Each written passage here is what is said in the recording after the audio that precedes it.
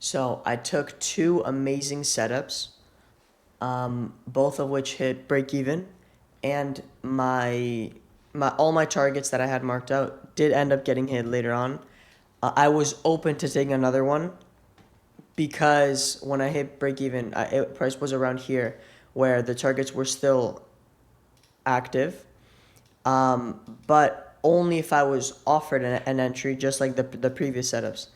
And I was not offered one because look, so when we're down here, this I view as chop. I don't want to enter in this, and then from there, this doesn't. So from there, what I want to enter is because I don't know whether price might want to go down one more time or if it wants to go up. So I wait for it to do its thing. In this case, it went higher, and then I need to wait for a pullback. None of the pullbacks that we got were significant enough.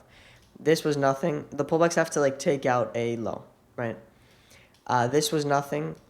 Um, and then this one was the only actual good pullback because we did tap into a 5 minute gap.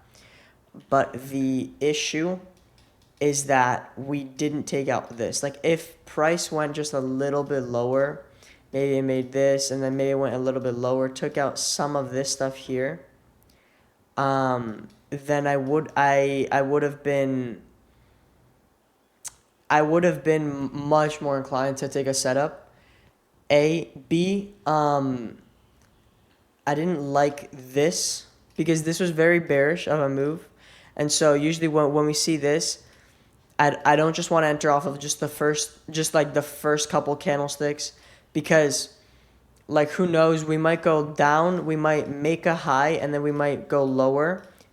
And then I could take a setup down here, and then I could target this as like my break even and that as like my TP. So I just wasn't confident in this. It didn't look clean to me. Like I wasn't expecting a V-shaped reversal off of this. It's literally a V. So now the good thing was, okay, we did have ES also tapped a 5 minute, and we did have an SMT here. So I maybe could have kept that in mind because all of these lows here you see on Nasdaq, it's these, they got taken out on ES, but Nasdaq like didn't go down there, so it was leading, right? And I like that. When I want to take longs, I like Nasdaq leading.